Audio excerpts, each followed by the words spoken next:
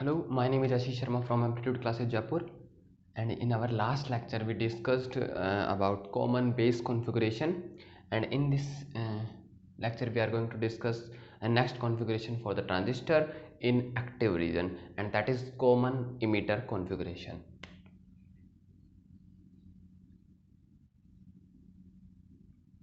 Common emitter configuration. ठीक है, अब देखो नाम से ही पता चल रहा है, जैसे कॉमन बेस में क्या था, बेस कॉमन था, ऐसे इसके अंदर कौन कॉमन रहेगा, which one the terminal will be common, emitter, emitter common रहेगा। ठीक है, तो अपन बनाते हैं भैया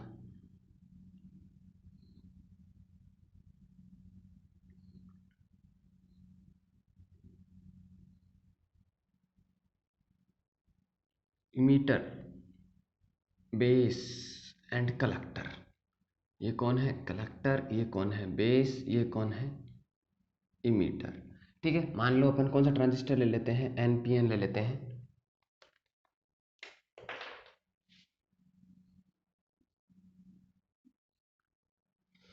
अब अपने को इसको किस में कनेक्ट करना है, कॉमन इमीटर, मतलब इमीटर जो है वो कॉमन रहेगा, मतलब इनपुट में भी रहेगा और आउटपुट में भी रहेगा, यही बात है। ठीक है, तो देखो इसके अंदर भी दो, अच्छा किस रीजन में काम करता है, क्योंकि अपने को एज एन एम्पलीफायर काम करवाना है, तो अपन किस रीजन की बात करेंगे, एक्टिव रीजन की बात करेंगे। तो यहाँ पे दो जंक्शन होंगे, पहला होगा जंक्शन 1, और ये जो जंक्शन होगा ये कौन सा जंक्शन होगा, बेस और इमीटर के बीच का जंक्शन होगा। किस किस के बीच का जंक्शन होगा, बेस और इमीटर के बीच के जंक्शन होगा। और आप इसको इनपुट भी कह सकते हो, बेस से क्या दिया जाएगा, इनपुट दिया जाएगा। ठीक है, तो एक्टिव रीजन में क्या होता है, पहला जंक्शन जो होता है वो क्या होता है, फॉरवर्ड बायस। तो ये कैसे कनेक्टेड रहेगा, फॉरवर्ड बायस कनेक्टेड होगा, फॉरवर्ड बायस।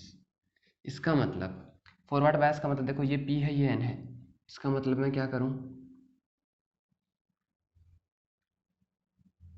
इसको बैटरी के पॉजिटिव टर्मिनल से और इसको नेगेटिव टर्मिनल से, ये लो भाई कनेक्ट कर दिया।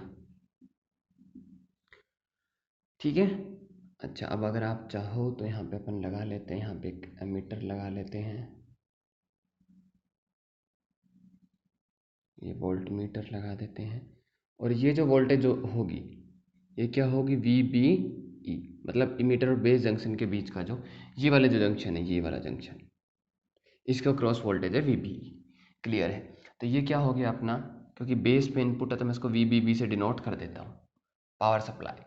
दूसरा अपना जंक्शन कौन सा होता है भाई, दूसरा अपना जंक्शन है जंक्शन 2, और ये किस किस के बीच होगा, कलेक्टर और इमीटर, कलेक्टर और इमीटर। इमीटर क्या है, दोनों के अंदर कॉमन है भाई। ठीक है, तो कलेक्टर पे क्या लिया जाता है, आउटपुट लिया जाएगा, तो इसको आप ऐसे कह सकते हो कि ये आउटपुट जंक्शन भी है। ठीक है, और जंक्शन 2 एक्टिव रीजन में किस तरीके से कनेक्टेड होता है, रिवर्स बायस, रिवर्स बायस। तो भैया ये रहा कलेक्टर, एन एन को पी से कर दो, ये लो ये वोल्ट मीटर, यहाँ पे एमीटर लगा दो। अच्छा अब इन दोनों के कलेक्टर और इमीटर के बीच का जो वोल्टेज है, कलेक्टर और इमीटर का, ये क्या लिखा, इसको क्या डिनोट करेंगे अपन इन दोनों के बीच के,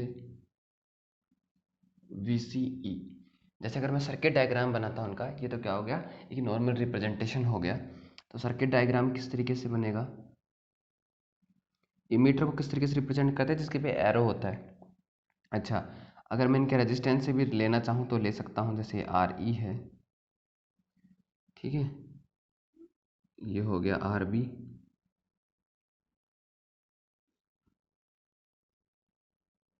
ये हो गया अपना VBB,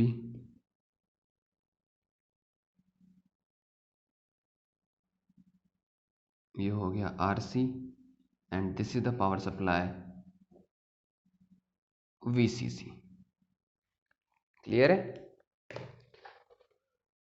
तो ये जो है ये है अपना VBE, और इन दोनों के बीच जो है वोल्टेज है यहाँ पे कलेक्टर और इमीटर के बीच, ये है अपना VCE। अपन ऑलरेडी जो है DC बायसिंग पढ़ चुके हैं, तो आप ऐसे कॉन्फ़िगरेशन पहले भी देख चुके हैं। ये ग्राउंडेड है, तो देखो ये इनपुट टर्मिनल है ये, और ये आउटपुट है। तो जो इमीटर है ये दोनों में क्या है, कॉमन है, इसीलिए अपन इसको क्या कह रहे हैं, कॉमन इमीटर कॉन्फ़िगरेशन कह रहे हैं। तो यहाँ पे इनपुट करंट कौन है, बेस करंट। आउटपुट करंट कौन है भैया, कलेक्टर करंट। ठीक है, ठीक है। बाकी ये करंट कौन सा है, IE है। ठीक है, तो ये हो गई बात कॉन्फ़िगरेशन की। तो यहाँ पे क्या है, इनपुट कौन है, इनपुट करंट IB है, मतलब बेस इनपुट है। और आउटपुट करंट कौन है, IC है। तो करंट गेन क्या होगा, करंट गेन क्या होगा, IC upon IB, and this is denoted by beta, और I can write beta TC। अगर आपको AC लिखना है तो इनमें चेंज लिखोगे। अगर आपको क्या डिनोट करना है, बीटा AC लिखना है, तो आप क्या लिखोगे, डेल IC अपॉन डेल IB। क्लियर है, ठीक है। अच्छा, अब देखो यहाँ से अगर आप देखते हो तो यहाँ से एक रिलेशन आ जाता है क्या, IC equal to beta IB। जैसे अगर आपको याद हो तो कॉमन बेस के अंदर एक रिलेशन लिखा था अपन ने, वहाँ पे क्या होता है, करंट गेन अल्फा होता है।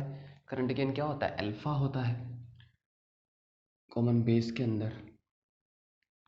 तो वहाँ पे इनपुट करंट क्या होता है, इनपुट करंट होता है इमीटर करंट, और आउटपुट होता है IC। तो यहाँ से अपन वहाँ पे एक रिलेशन लिखते हैं, IC equal to alpha IE। लेकिन मैंने बताया था जब इनपुट करंट जीरो हो उसके बावजूद आपको कुछ ना कुछ आउटपुट मिलता रहता है, जिसको अपन कहते हैं लीकेज करंट। और यहाँ पे अपन उसकी वैल्यू कितनी लिखते हैं, कॉमन बेस के अंदर ICBO। जिन्होंने कॉमन बेस कॉन्फ़िगरेशन नहीं देखा वो देख सकते हो भाई।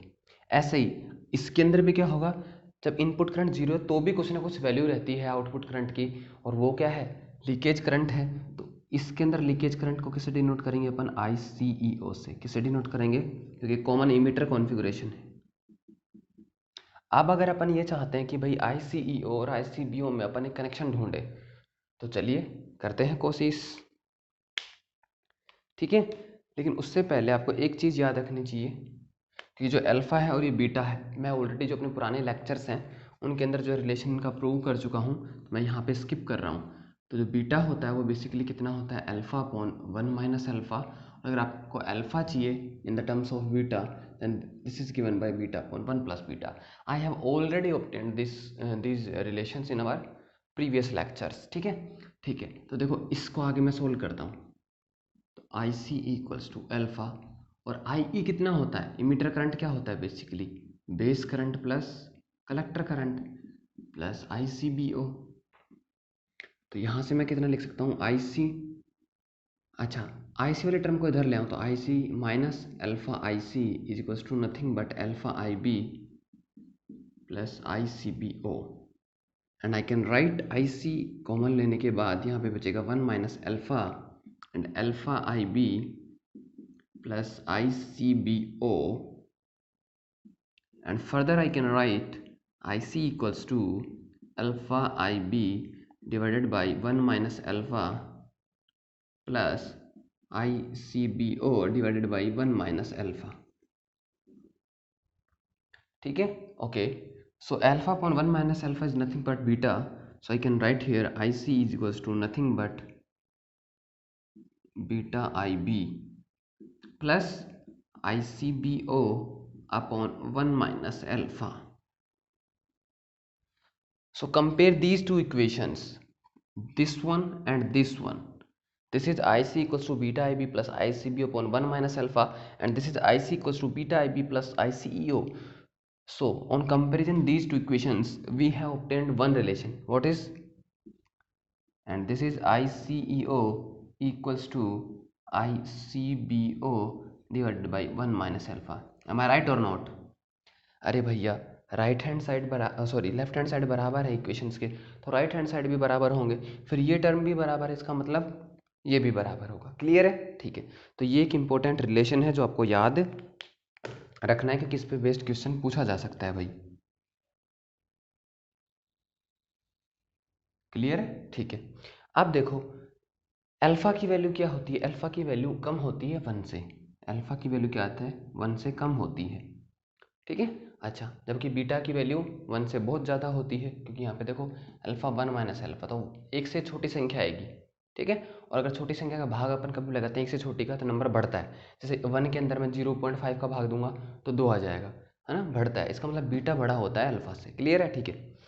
तो पहली चीज़ तो ये हो गई कि कॉमन बेस कॉन्फ़िगरेशन के अंदर क्या था, करंट गेन लो था, लोएस्ट था, जबकि यहाँ पे करंट गेन मॉडरेट हो गया है। अब मैं मॉडरेट क्यों कह रहा हूँ, क्योंकि ये कॉमन कलेक्टर के अंदर और भी बढ़ जाता है। कॉमन कलेक्टर के अंदर ये आता है 1 प्लस बीटा, तो इसको मैं हाईएस्ट ना कह के क्या कहूँगा, मॉडरेट कहूँगा, ठीक है। और एक लीकेज करंट का जिनका जो रिलेशन है ये इंपॉर्टेंट है, ये आपको याद रखना है।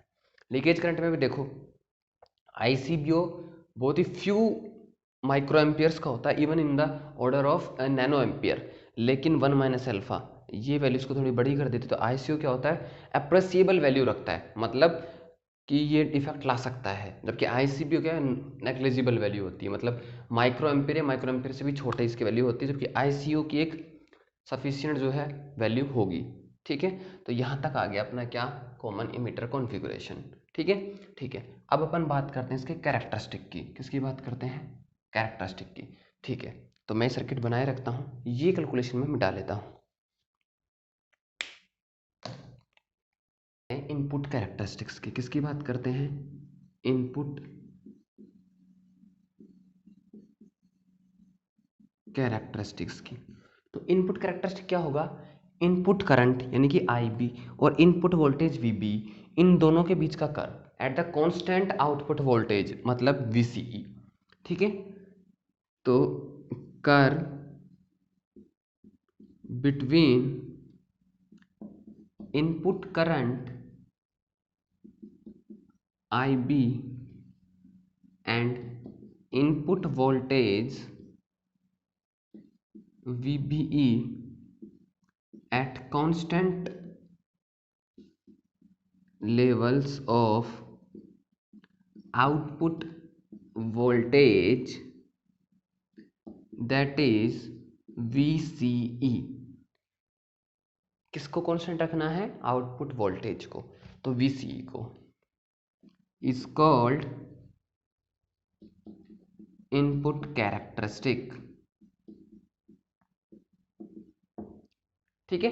अच्छा, अब एक चीज देखो आप, क्या input characteristic IB versus VBE है, तो ये जंक्शन 1 है and the junction 1 is forward biased, forward biased है। इसका मतलब अब ये क्या है, बेसिकली ट्रांजिस्टर दो PN जंक्शन ही तो होते हैं, एक PN जंक्शन ये हो गया कलेक्टर बेस के बीच में, और एक PN जंक्शन हो गया बेस इमिटर के बीच में। अब ये PN जंक्शन है, PN जंक्शन मतलब डायोड है, और ये फॉरवर्ड बायस है, तो जो इनपुट कैरेक्टरिस्टिक होगा वो किसके जैसा होगा, फॉरवर्ड बायस के डायोड कैरेक्टरिस्टिक जैसा होगा। और आपको फॉरवर्ड बायस का डायोड कैरेक्टरिस्टिक पता ही है, क्योंकि अपन डायोड ऑलरेडी पढ़ चुके हैं। कैसा होता है, ऐसा होता है। अच्छा, अब इस पे जो वैल्यू है VC की मैं कुछ भी मान लेता हूँ, जैसे मैं 1 वोल्ट मान लेता हूँ, ठीक है, जो अपने को फिक्स रखनी है इसकी। क्लियर है? चलो ये तो हो गया। अब क्या होगा अगर मैं VC को बदलता हूँ, क्या होगा अगर मैं VC को बदलता हूँ। आपने देखा होगा जब अपन ने कॉमन बेस कॉन्फ़िगरेशन पढ़ा था, तो जब अपन ने आउटपुट वोल्टेज को बदला था VCB को, तो VCB को बदलने से क्या हो रहा था, ये कर्व इस तरफ आ रहा था ना, अर्ली इफेक्ट समझाया था मैंने अच्छे से, अर्ली इफेक्ट,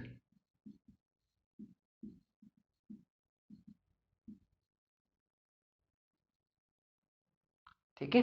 हाँ, अब क्या होगा जब मैं VCE को बढ़ाऊंगा, तो क्या ये ग्राफ इस तरफ आएगा या ग्राफ उस तरफ जाएगा, ठीक है। तो आपने कैरेक्टरिस्टिक देखे होंगे, ये ग्राफ किस तरफ जाने लगता है, मतलब इसका स्लोप कम होने लगता है। जैसे 5 वोल्ट और ज़्यादा बढ़ाओगे तो इसका स्लोप और कम हो जाएगा, and this is VC equals to 10 volt. अब सवाल ये नहीं है कि इधर गया, सवाल ये है कि क्यों गया, ठीक है ना। तो देखो कॉन्फ़िगरेशन पे आते हैं अपन। अब देखो जिन्होंने फिक्स्ड बायस DC बायसिंग पढ़ी हुई है, जिसके अंदर फिक्स्ड बायस में आता है, सारे बायसिंग आते हैं, उन्हें तो शायद ये समझ में आ गया होगा कि VCE को बढ़ाने से IB किस तरीके से कम हो रहा है। जिनको नहीं आया उनकी बात करते हैं। तो देखो मैं कलेक्टर इमीटर जंक्शन की बात करूँ, किसकी बात करूँ, कलेक्टर इमीटर जंक्शन की बात करूँ, तो क्या होगा, इसके अंदर मैं क्या लगाऊं, अगर केवीएल लगाऊं तो देखो ये माइनस है ये प्लस है, ये प्लस करंट ऊपर से नीचे आ रही है, प्लस ये माइनस, वीसीई एनपीएन है, करंट ऊपर से नीचे आता है, ये प्लस ये माइनस और ये प्लस और ये माइनस।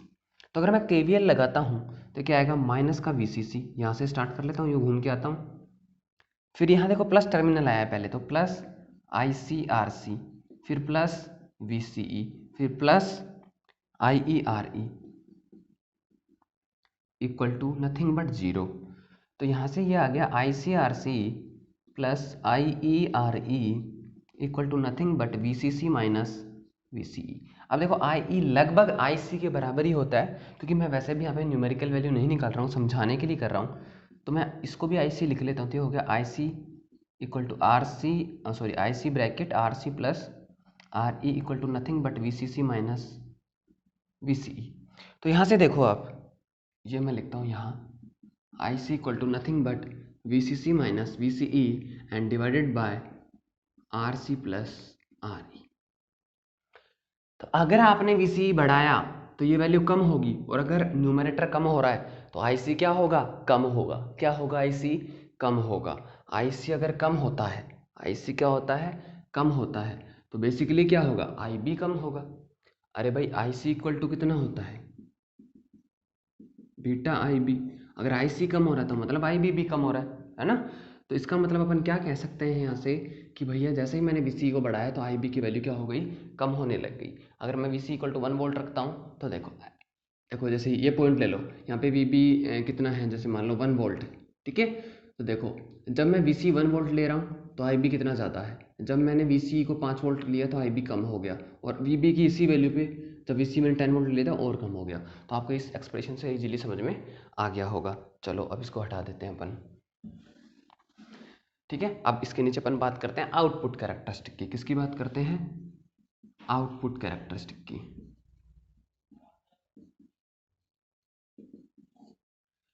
अच्छा एक और चीज यहाँ से आपको समझ में आई होगी, इसका जो स्लोप है, इसका स्लोप क्या बताता है, इसका स्लोप, स्लोप बेसिकली क्या होगा, del I B upon del V B ई।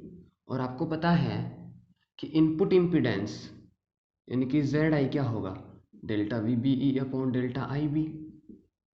इसका मतलब ये हो गया 1 अपॉन स्लोप। और देखो जैसे आप इसी बढ़ाते स्लोप कम होता जा रहा है, स्लोप क्या होता है 1 अपॉन सॉरी स्लोप क्या होता है टेन थीटा, टेन थीटा। तो ये थीटा कम हो रहा है, तो बेसिकली स्लोप कम हो रहा है, तो इनपुट इम्पीडेंस क्या होगा, बढ़ने लगेगा। इनपुट इम्पीडेंस क्या होने लग जाएगा, लगेगा। जबकि वहाँ पे क्या हो रहा था, ये इस तरीके से आ रहा था, तो स्लोप क्या हो रहा था, स्लोप बढ़ रहा था, तो इनपुट इम्पीडेंस बहुत कम था। कॉमन बेस के अंदर इनपुट इम्पीडेंस क्या था, बहुत कम, लोएस्ट था। जबकि यहाँ पे इनपुट इम्पीडेंस बढ़ रहा है, ठीक है। तो यहाँ पे जो इनपुट इम्पीडेंस होता है जेड आई, किसके लिए, कॉमन इमीटर के लिए, कॉमन इमीटर कॉन्फ़िगरेशन के लिए ये ज़्यादा होगा किसके कंपेरिजन में, Z input of common base. पहली चीज़ ये भी यहाँ से समझ में आपको आ गई होगी। अब आउटपुट कैरेक्टरिस्टिक की बात करते हैं। तो आउटपुट कैरेक्टरिस्टिक क्या हो गया कि आउटपुट करंट और आउटपुट वोल्टेज के बीच का जो ग्राफ है at the constant input current, ध्यान रखना यहाँ पे आउटपुट वोल्टेज लेते हैं कांस्टेंट, यहाँ पे कांस्टेंट इनपुट करंट लेते हैं। तो curve between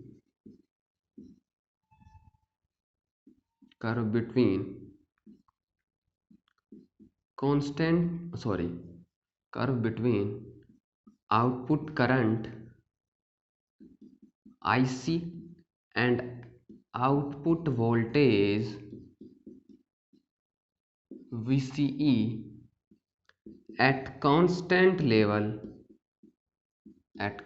level of input current, और इनपुट करंट क्या है IB, is called output characteristic. Clear है, ठीक है। तो ये हो गया अपना आउटपुट कैरेक्टरिस्टिक की डेफिनेशन हो गई। अब मैं बनाता हूँ इसको, तो ये बनाने के लिए क्या करूँ, मैं यहीं बना लूँ, चलो यहाँ बना देता हूँ। तो क्या है अपना ये आउटपुट करंट, क्या है आउटपुट करंट IC, ये क्या है अपना VCE, ठीक है। अच्छा ये किस जंक्शन की बात कर रहे हैं अपन, किस जंक्शन की बात कर रहे हैं बताओ?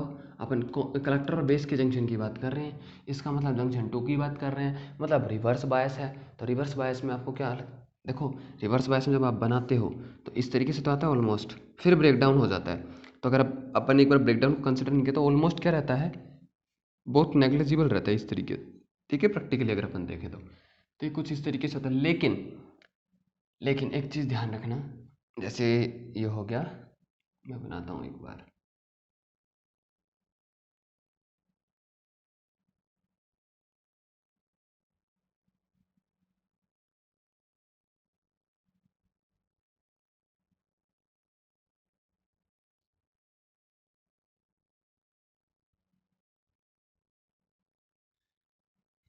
तो ये क्या है, ये आई बी, इनपुट करंट जब ज़ीरो है, ये इनपुट करंट जब 10 माइक्रो एम्पियर है, ये जब इनपुट करंट कितना है 20 माइक्रो एम्पियर है, एंड सो ऑन। मतलब जैसे जैसे अपन आई बी बढ़ा रहे हैं वैसे वैसे आई सी की वैल्यू बढ़ रही है। और आपको इजीली पता है I C equal to beta I B, मतलब आई बी बढ़ाओगे तो आई सी बढ़ेगा। लेकिन मेन चीज़ क्या था कि जब आपने कॉमन बेस कॉन्फ़िगरेशन देखा था तो वहाँ पे क्या था, ये ऑलमोस्ट क्या हो जाता है, पैरेलल हो जाता है।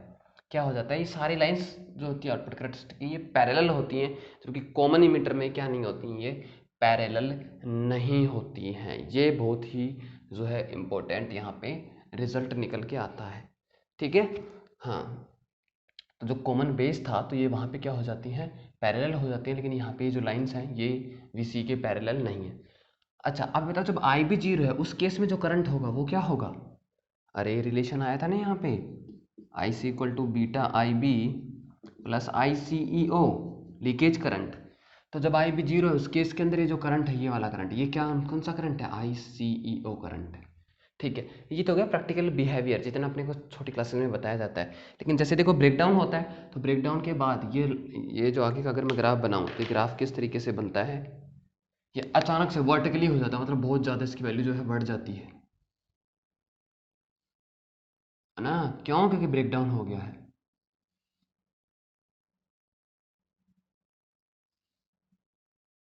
तो ये देखो वर्टिकल हो जाता है। तो ये वो रीजन है, इसको आप क्या कह सकते हो, ब्रेकडाउन कह सकते हो, वी सी ई ओ लिख से डिनोट किया जाता है। और ये जो रीजन है इसको बोलते हैं नेगेटिव रेजिस्टेंस रीजन। ठीक है, और नेगेटिव रेजिस्टेंस रीजन जितने भी जो ट्रांजिस्टर या जंक्शंस होते हैं वो यूज किए जाते हैं माइक्रोवेव इलेक्ट्रॉनिक्स के अंदर। किसके अंदर यूज किए जाते हैं? माइक्रोवेव इलेक्ट्रॉनिक्स के अंदर। जिनके पास ये सब्जेक्ट था एमएससी के टाइम पे उनको थोड़ी बहुत जो है इन्फॉर्मेशन ज़रूर होगी। जैसे कि रीड डायोड है ना, रीड डायोड भी कहते हैं, एक नेगेटिव रेजिस्टेंस डिवाइस होती है। तो ये जो रीज़न है बेसिकली किस में यूज़ किए जाते हैं, माइक्रोवेव इलेक्ट्रॉनिक्स में यूज़ किए जाते हैं। लेकिन अपने काम के कितने, सिर्फ अपन यहाँ इतना पढ़ रहे हैं ना। ठीक है, ठीक है। अब देखो तो यहाँ पे भी आउटपुट इम्पिडेंस क्या होगा, 1/स्लोप। वहाँ पे स्लोप क्या था, ऑलमोस्ट जीरो था, लेकिन यहाँ पे स्लोप जीरो नहीं है, जीरो से थोड़ा ज़्यादा है। तो जीरो होता तो इन्फिनिटी चला जाता, लेकिन अभी फाइनाइट वैल्यू है कुछ भी, लेकिन छोटा है, बहुत छोटा है। ठीक है, ठीक है, इसका मतलब जेड नोट क्या होगा, हाई होगा। लेकिन किससे कम होगा, जेड नोट कॉमन इमीटर का है, किससे कम होगा ये, Z note of common base. यानी कि जो कॉमन बेस का आउटपुट इम्पिडेंस था उससे ये कम होगा। तो कॉमन बेस का इनपुट इम्पिडेंस बहुत लो था और आउटपुट इम्पिडेंस बहुत हाई था, जबकि इसमें क्या हो रहा है, इनपुट इम्पिडेंस उससे ज़्यादा है, ठीक है, और आउटपुट इम्पिडेंस उससे कम है। ठीक है, उसमें क्या था, एक्सट्रीम सिचुएशन थी, लेकिन यहाँ पे क्या है, आउटपुट थोड़ा कम है और इनपुट थोड़ा ज़्यादा है। इसीलिए कॉमन इमीटर के लिए अपन क्या यूज़ करते हैं, मॉडरेट वर्ड का यूज़ करते हैं कि इनपुट इम्पिडेंस मॉडरेट है और आउटपुट इम्पिडेंस भी मॉडरेट है। जबकि वहाँ पे क्या था, इनपुट इम्पिडेंस क्या था, ज़ीरो था, यानी कि लोएस्ट कह देते अपन, ऑलमोस्ट ज़ीरो था, और आउटपुट इम्पिडेंस बहुत ज़्यादा हाई था। ठीक है, तो उसको अपन हाईएस्ट बोल देते हैं। तो यहाँ तक अपना हो गया क्या, कॉमन इमीटर कॉन्फ़िगरेशन। अब अपन इसकी प्रॉपर्टीज जल्दी जल्दी एक टेबल बना के पढ़ लेते हैं। तो ये मैं मिटा लेता हूँ।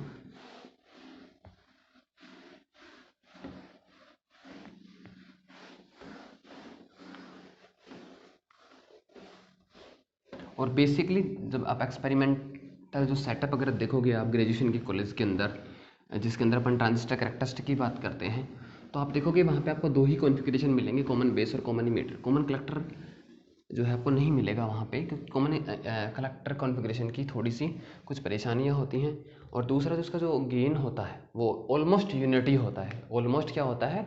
यूनिटी, मतलब 1 के अराउंड ही होता है अपन। लेकिन अपने यहाँ पे किसकी बात कर रहे हैं? Properties of common emitter configuration.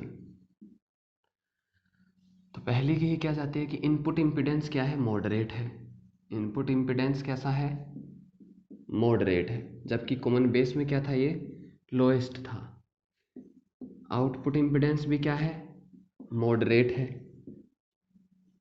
जबकि कॉमन बेस में क्या था? कैसा था? हाईएस्ट था। ठीक है। करंट गेन बताओ यहाँ पे। करंट गेन, क्योंकि वहाँ पे करंट गेन अल्फा था, लेकिन यहाँ पे करंट गेन बीटा है, और बीटा की वैल्यू 50 से लेके 100 से भी ज़्यादा, मतलब 1 से ज़्यादा होती है। जबकि अल्फा की वैल्यू 1 से कम होती है। तो वो वहाँ पे कॉमन बेस के लिए लोएस्ट था, लेकिन यहाँ पे अपन हाईएस्ट नहीं कहेंगे, क्योंकि कॉमन कलेक्टर के लिए इससे भी ज़्यादा होता है। तो इसके लिए भी कौन सा वर्ड यूज़ कर दिया जाता है? मॉडरेट। मॉडरेट का मतलब सबसे कम तो कॉमन बेस का, सबसे ज़्यादा कॉमन कलेक्टर का, तो कॉमन इमीटर का उनके बीच में आता है। ठीक है।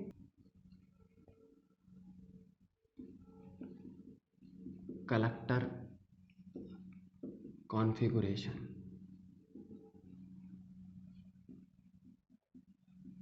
ठीक है। तो कॉमन कलेक्टर कॉन्फ़िगरेशन को बेसिकली इमीटर फॉलोवर से भी बताया जाता है। इमीटर फॉलोवर कॉन्फ़िगरेशन मतलब जो आउटपुट है वो इमीटर रेजिस्टेंस के अक्रॉस लिया जाता है, मतलब लोड रेजिस्टेंस इमीटर रेजिस्टेंस के अक्रॉस जो है कनेक्ट किया जाता है पैरेलली।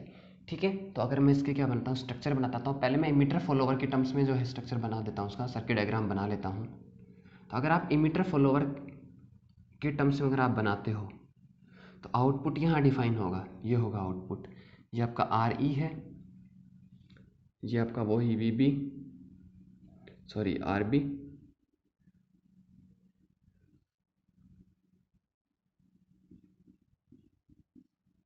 एन पी एन है। तो जो पहला जंक्शन होता है J1 वो क्या होगा? फॉरवर्ड बायस्ड होगा, तो ये हो गया वी बी बी। और जो दूसरा जंक्शन है वो क्या होगा? रिवर्स्ड बायस होगा, तो ये हो गया अपना वी सी सी। ये ग्राउंडेड हो गया। तो देखो ये सेम स्ट्रक्चर किसकी थी? सेम सर्किट किसका था? कॉमन इमीटर का था। लेकिन फ़र्क क्या है? कॉमन इमीटर के अंदर आउटपुट कलेक्टर पे डिफाइन किया जाता है, जबकि इसके अंदर आउटपुट कहाँ डिफाइन किया जा रहा है? इमीटर पे डिफाइन किया जा रहा है। लेकिन अगर आप इसको किस पे बनाने की, नहीं मैं तो कलेक्टर को ही कॉमन बना के बताऊंगा, तो अपन किस तरीके से बना सकते हैं इसको? अच्छा, अब इमीटर मैंने ऊपर ले लिया है, कलेक्टर नीचे, क्योंकि कलेक्टर को मुझे कॉमन दिखाना है। ओके, आर सी ये अपना बेस है, तो बेस के साथ कौन कनेक्ट होता है? R B. N P N है। अच्छा, तो ध्यान रखना, अब एक चीज़ का ध्यान रखना है आपको।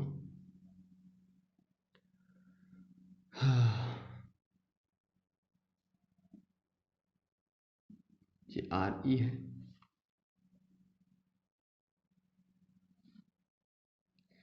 N P N. अच्छा, ये पी है तो ये इनपुट जंक्शन है। ये वाला जंक्शन कौन सा है? बेस और कलेक्टर के बीच का जंक्शन कौन सा है? Input junction. Sorry sorry very sorry, इसके अंदर अपन यूज़ करेंगे गामा एंड गामा। हाँ सही है, ठीक है। तो देखो इसके अंदर इनपुट करंट क्या रहेगा? वही आई बी रहेगा। पॉजिटिव है तो पॉजिटिव, पॉजिटिव है नेगेटिव। अच्छा देखो, अगर आपको कभी भूल जाओ कि इनपुट करंट कौन सा रहेगा, तो ध्यान रखना इसके अंदर गिवन होता है gamma, and gamma is given by I E divided by I B. तो आपको ध्यान रहेगा कि हाँ ये आउटपुट करंट है, ये इनपुट करंट है। थोड़ा कन्फ्यूजन अगर कभी हो जाए, क्योंकि बहुत सारी चीज़ें आप दिमाग में नहीं रख सकते हो, लेकिन जितनी चीज़ें हैं दिमाग में उससे आप बहुत सारी चीज़ों को समझ सकते हो। ठीक है ना? तो ये होता है पॉइंट कनेक्ट करना। आपको पॉइंट याद रखो और फिर वो कनेक्ट ईजिली हो जाते हैं ना। तो कभी अगर भ्रमित हो जाओ, कन्फ्यूज हो जाओ कि यार इनपुट जो है बेस रहेगा या इमीटर रहेगा, तो आप यहाँ से समझो इमीटर आउटपुट करंट होता है, गामा होता है इसके अंदर, है ना, आई अपॉन आई बी। तो ये हो गया अपना वी बी बी आ रही। ठीक है। ये कलेक्टर है, देखो कलेक्टर कॉमन है इसकी कॉन्फ़िगरेशन के लिए। यहाँ पे ये एन है, तो बेसिकली इसको कनेक्ट करेंगे अपन पॉजिटिव से। कैसे कनेक्ट करेंगे? पॉजिटिव से। And this is defined by V E E. किसे डिफाइन कर देते हैं? वी ई ई से। अब देखो अब एक कन्फ्यूज़न होता है, जब मैं क्लास के अंदर पढ़ा रहा था लास्ट ईयर, तो बच्चों ने पूछा था कि सर आप ये कह रहे हो ये एन है, ये पी है और ये एन है, तो आप इसके अकॉर्डिंग कह रहे हो कि ये एन इसके किससे कनेक्टेड है, पॉजिटिव से, तो आप कह रहे हो कि भाई रिवर्स बायस हो गया। लेकिन मैं तो इधर से देखना चाहूँगा, अगर मैं इधर से देखना चाहूँगा तो ये एन इसके नेगेटिव से कनेक्टेड है, ये तो फॉरवर्ड बायस हो गया। तो आप कैसे कह सकते हो कि रिवर्स बायस है? तो ध्यान रखना, it depend this polarity basically depends on the reference books. जैसे अगर आप बॉयल स्टेट में देखोगे तो ये आपको रेफरेंस मिलेगा। जैसे अगर आप कोई और बुक जैसे प्रिंसिपल इलेक्ट्रॉनिक्स देख लेते हो, ठीक है, तो उनके अंदर ये दूसरा जो है पॉजिटिव ऊपर और नेगेटिव नीचे, मतलब वो इसके बेस पे इसको रिवर्स बता देते हैं। तो बोले यार ऐसे कैसे हो सकता है कि एक बुक में के अंदर ये, एक बुक के अंदर ये? तो ध्यान रखना, ये वोल्टेज मैटर नहीं करती है। वोल्टेज मैटर क्या करती है कि भाई अब आपका जंक्शन कौन सा है, ये वाला जंक्शन है, ये बेस है, और ये क्या है आपका इमीटर है, और ये आपका कलेक्टर है। अगर आपने एक्सपेरिमेंट भी किया होगा ग्रेजुएशन में, तो आपके कैरेक्टरिस्टिक है वो कभी भी नहीं आते, कभी भी नहीं आते। वो इसी वजह से नहीं आते हैं क्योंकि अपन आप क्या मेजर कर रहे हो, यहाँ पे मेजर कर रहे हो इसको, इन दोनों टर्मिनल से। रिवर्स बायस यहाँ से डिसाइड नहीं होगा, कहाँ से डिसाइड होगा? ये भी तो बैटरी है। तो आप गड़बड़ क्या कर देते हो, आप इन दोनों बैटरी का जो डीसी बायसिंग है, इनका आप कॉम्बिनेशन ढंग से नहीं बना पाते हो, और इनका कॉम्बिनेशन नहीं बनाने की वजह से आपके कैरेक्टरिस्टिक नहीं आ पाते हैं। तो देखो एक चीज़ को समझो, आपको जंक्शन J2 को रिवर्स बायस रखना है, जंक्शन J2 को रिवर्स बायस रखना है। अब जंक्शन J2 किस किस के बीच में है? इमीटर और बेस के बीच में है। किस किस के बीच में है? इमीटर और बेस के बीच में है। ठीक है, ठीक है। तो बेसिकली आपको क्या देखना है, ये नोटिस करना है। तो इन दोनों को इस तरीके से एडजस्ट करना होता है। भाई ये देखो, ये VBB है, यहाँ पे पॉजिटिव पहुंचा रहा है, तो यहाँ पे कुछ ना कुछ वोल्टेज होगा। मैं उसको डिनोट कर देता हूँ VB से, कर दूँ VB से डिनोट, ठीक है। अब इस पे इसकी वजह से जो वोल्टेज है, यहाँ पे कुछ ना कुछ वोल्टेज आएगा, उस वोल्टेज को मैं कितना लिख दूँ? VC लिख दूँ, ठीक है, लिख सकता हूँ, ठीक है। अब अगर आपको इस जंक्शन को, अगर आपको इस जंक्शन को क्या रखना है, रिवर्स बायस रखना है, इस जंक्शन को रिवर्स बायस रखना है, तो इसका मतलब आपको क्या रखना पड़ेगा कि जो VB है, जो VB है वो क्या होना चाहिए, लेस देन होना चाहिए VC से। बोलो आया नहीं आया समझ में? तो ध्यान रखना, इन बैटरी से कुछ फर्क नहीं पड़ता है, मेन चीज़ होता है ये इफेक्ट कि यहाँ पे जो वोल्टेज आ रहा है कट पिट के इसके बाद, और यहाँ पे जो आ रहा है, तो VB बेस के ऊपर, और ये collector emitter, I am extremely sorry for this, emitter इस पॉइंट पे, ऊपर इमीटर है ना, इस पॉइंट पे। तो अगर VB कम हुआ और VE ज़्यादा हुआ, इसका मतलब ये जो जंक्शन है, ये वाला जो जंक्शन है, ये क्या हो जाएगा, रिवर्स बायस हो जाएगा। तो इससे फ़र्क नहीं पड़ता है। फिर आप कहोगे कि जितनी भी जो अच्छी बुक्स हैं उसके अंदर यही नोटेशन यूज़ होगा। जो आपकी स्टेट लेवल की जो बुक होती हैं उसके अंदर क्या होता है, ये पॉजिटिव ये नेगेटिव होता है। तो भाई रेफरेंस जो बुक होती हैं, स्टैंडर्ड जो बुक देखोगे, जैसे आप बॉयल स्टेट, इसके अंदर इस तरीके का नोटेशन क्यों है? तो इसकी एक वजह होती है डायरेक्शन ऑफ द करंट। अगर आप NPN ले रहे हो तो आपको पता है ये करंट इस तरफ आ रहा है, अरे इमीटर से बाहर निकलेगा ना, करंट इस तरफ है। लेकिन अगर मैं यहाँ पे पॉजिटिव बना देता हूँ तो ये थोड़ा सर्किट नोटेशन को कॉन्ट्राडिक्टरी लगेगा। कैसे? अगर ये पॉजिटिव टर्मिनल है तो आपको लगेगा यार करंट इधर से निकलना चाहिए था। तो ये जो नोटेशन है, ये नोटेशन ज़्यादा सूटेबल है, इसीलिए जितनी भी रेफरेंस बुक मिलेंगे आपको ये नोटेशन मिलेगा आपको। लेकिन जो स्टेट यूनिवर्सिटीज़ की जो बुक होती हैं, जो लोकली लिखी जाती हैं, उनमें थोड़ी गड़बड़ कर दी जाती है, उसमें उल्टा कर दिया जाता है। लेकिन ध्यान रखना ये इतना मायने नहीं रखता है। क्यों? ये मायने रखती है ये चीज़, इन जंक्शन के बीच एक तरफ VB एक तरफ VE है, ये मैटर करता है, ठीक है। But I will use this convention जो रेफरेंस बुक्स में है, और उसका मैंने रीजन आपको बता दिया है। क्यों? क्योंकि जो देखो इमीटर करंट यहाँ से बाहर निकलेगा, तो करंट हमेशा हाई वोल्टेज से लो वोल्टेज पे जाता है। That's why I am taking it as negative. Okay, clear है? तो ये मेन डाउट था जो क्लास के अंदर लास्ट ईयर जो है हमारे IIT JAM के स्टूडेंट्स ने मुझसे पूछा था, तो आज यहाँ पे ये मैंने बता दिया। ठीक है, तो ये हो गया सर्किट कॉन्फ़िगरेशन हो गया। अब अपन इनके कुछ रिलेशंस की बात कर लेते हैं। जैसे यही हो गया, तो इसमें आउटपुट करंट कौन होगा, इमीटर करंट, इनपुट करंट होगा IB। तो देखो IE कितना होता है, IB plus IC divided by IB। तो यहाँ से IB अपॉन IB कितना हो गया, 1 प्लस IC अपॉन IB। तो IC अपॉन IB क्या होता है, बीटा। तो गामा कितना आ गया, 1 प्लस बीटा आ गया। तो देखो अल्फा क्या था, कॉमन बेस का गेन था, बीटा क्या था, कॉमन इमीटर का था, और कॉमन कलेक्टर का कौन आ गया, गामा। तो सबसे ज़्यादा कौन हो गया, गामा हो गया। इसीलिए इसके लिए अपन क्या यूज़ करेंगे, हाईएस्ट करंट गेन यूज़ करेंगे। क्या यूज़ करेंगे, हाईएस्ट करंट गेन। इसको मॉडरेट बोल देते हैं और इसको लोएस्ट बोल देते हैं। तो यहाँ से गामा की वैल्यू कितनी आती है, 1 प्लस बीटा, मतलब कॉमन इमीटर से भी ज़्यादा करंट गेन है इसके अंदर, ठीक है। अच्छा, कैरेक्टरिस्टिक इसके जो होते हैं वो ऑलमोस्ट कॉमन इमीटर जैसे ही होते हैं, ज़्यादा कुछ डिफरेंस नहीं होगा। और अगर आपको कैरेक्टरिस्टिक की डेफिनेशन है तो इनपुट करंट कौन है यहाँ पे, IB, ठीक है, इनपुट करंट है IB, और इनपुट वोल्टेज क्या है, VBC, और अगर ये NPN है तो it will be better to use VCB, ठीक है, क्योंकि C जो है हायर वोल्टेज पे रहेगा in respect to the base, VCB। और आउटपुट करेक्टरिस्टिक क्या होगा, आउटपुट करेक्टरिस्टिक होगा आउटपुट करंट IE, और करंट यहाँ पे ये वोल्टेज कौन सा हो जाएगा, वही VCE। तो किसके बीच, वो एक IE वर्सेज VCE, और किसके खिलाफ हो गया, IE वर्सेज VCE। और आपको पता है, क्या पता है कि IE तो लगभग किसके बराबर होता है, IC के जैसा ही होता है। तो इनका जो कैरेक्टरिस्टिक है, आउटपुट कैरेक्टरिस्टिक, वो सेम होता है, किसका, कॉमन इमीटर और कॉमन कलेक्टर कॉन्फ़िगरेशन का। क्लियर है, ठीक है। तो कैरेक्टरिस्टिक आ गया और इनकी जो बेसिक स्ट्रक्चर्स वगैरह आ गई। अब मैं एक टेबल बना देता हूँ जिसके अंदर अपन की सारी प्रॉपर्टीज़ को क्या कर लेंगे, सारी जितनी प्रॉपर्टीज़ हैं उनका कंपैरेटिव जो है डेटा होगा उसके अंदर। तो मैं ये क्लियर कर देता हूँ।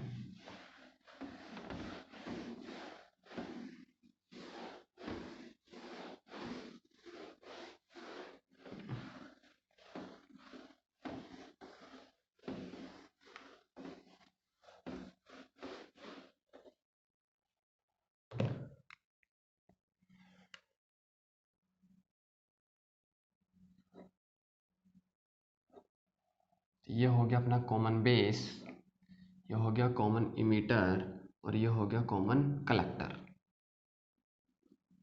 ठीक है, ठीक है। यहाँ पे अपन प्रॉपर्टीज़ की बात कर लेते हैं।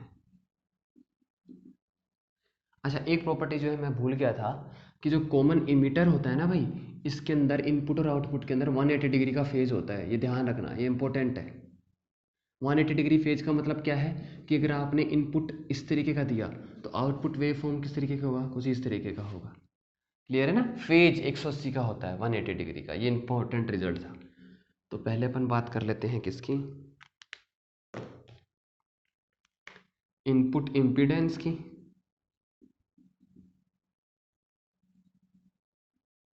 तो इनपुट इम्पीडेंस कॉमन बेस के अंदर क्या होता है भाई, लोएस्ट होता है, ठीक है, और कॉमन इमीटर के अंदर मॉडरेट हो जाएगा, और कॉमन कलेक्टर के अंदर ये हाईएस्ट होता है। अच्छा, उसके बाद नेक्स्ट अपन बात करते हैं किसकी, आउटपुट इम्पीडेंस की। और ये टेबल आपको याद होनी चाहिए, है ना भाई, आउटपुट इम्पीडेंस की। तो आउटपुट इम्पीडेंस आपने देखा था इसका कितना था, हाईएस्ट था, ठीक है। इसका क्या होता है, मॉडरेट होता है, इससे थोड़ा कम होता है ना। अरे स्लोप कैसा आता है, कॉमन बेस में तो कुछ इस तरीके के स्लोप होते हैं और कॉमन इमीटर में स्लोप ऐसा होता है। तो इसका स्लोप क्या है, इसका स्लोप इसके कंपेरिजन में ज़्यादा है, तो इम्पीडेंस क्या होता है, 1 अपॉन स्लोप। तो इसकी कंपेरिजन में थोड़ा कम होगा तो मॉडरेट, और इसकी वैल्यू हो जाती है यहाँ पे लोएस्ट। अच्छा, ये हो गया। उसके बाद अपन बात करते हैं करंट गेन की। तो करंट गेन भैया कॉमन बेस के अंदर अल्फा होता है, तो अल्फा क्या होता है, लोएस्ट होता है। इसके अंदर बीटा होता है, तो बीटा को मॉडरेट लिख दिया जाता है, और ये कितना हो जाएगा, हाईएस्ट। क्यों, क्योंकि इसका 1 प्लस बीटा होता है। उसके बाद अपन बात करते हैं वोल्टेज गेन की। तो वोल्टेज गेन भैया इसका हाईएस्ट होता है, इसका मॉडरेट होता है, इसका ऑलमोस्ट 1 होता है, ऑलमोस्ट यूनिटी। वोल्टेज गेन कितना होता है, ऑलमोस्ट यूनिटी होता है। अगर अपन अब किसकी बात करें, फेज डिफरेंस की बात करें, इनपुट और आउटपुट में फेज की बात करें, तो इसके अंदर 0 डिग्री होता है, इसके अंदर 180 डिग्री होता है, और इसके अंदर वापस से 0 डिग्री होता है। एंड कॉमन इमीटर जो है बेसिकली सबसे ज़्यादा यूज़ किया जाता है किसमें, एज एन एम्पलीफायर। क्यों, क्योंकि भैया जो कॉमन कलेक्टर है इसका वोल्टेज गेन कितना है, यूनिटी, तो इसका बहुत कम यूज़ किया जाता है, ठीक है। अच्छा, इन दोनों का बेसिकली किसके अंदर यूज़ किया जाता है, कैस्केडिंग के अंदर यूज़ किया जाता है, जिसको अपन कैस्केडिंग और इम्पीडेंस मैचिंग में यूज़ किया जाता है। किसमें, इम्पीडेंस मैचिंग के अंदर। अब आपको कमेंट में मुझे बताना है कि इम्पीडेंस मैचिंग क्या होती है। इम्पीडेंस मैचिंग अगर आपने नाम सुना है पहले, स्पेशली जो नेट के बच्चे हैं, क्योंकि इम्पीडेंस मैचिंग आ गया होगा अब तक आपके। तो इम्पीडेंस मैचिंग क्या होता है कमेंट में मुझे बताना है, नेक्स्ट में जो है मैं आपको बता दूंगा। ठीक है, तो ये अपनी कॉन्फ़िगरेशन यहाँ पे ख़त्म हो गए हैं और नेक्स्ट क्लास के अंदर अपन बात करेंगे। ज़्यादा डिटेल से बात नहीं करूँगा मैं, क्योंकि मैं नेट के पर्पज़ से पढ़ा रहा हूँ ये क्लासेस। ठीक है ना, इससे जो आगे वाली क्लास होगी, ये तो जैम को भी पढ़ना है भाई, है ना। हाँ, इससे आगे वाली क्लास नेट और गेट के पर्पज़ से पढ़ा रहा हूँ मैं, तो मैं ज़्यादा बेसिक से नहीं करूँगा। ठीक है, क्योंकि मुझे लगता है कि आप लोग एमएससी कर चुके हो, तो you have developed your brain more than IIT jam students. क्या आईआईटी जैम के बच्चे कौन होते हैं, 12th पास करके आते हैं first year second year graduation में। तो मैं थोड़ा सा जो है थोड़ा फास्ट बता दूंगा। और कल की जो क्लास होगी अपनी, उसमें अपन बात करेंगे क्या, Z parameter, Y parameter and H parameter. Z parameter आपको पता है इम्पिडेंस पैरामीटर होता है, वाई क्या होता है एडमिटेंस पैरामीटर होता है, और एच क्या होता है हाइब्रिड पैरामीटर होता है।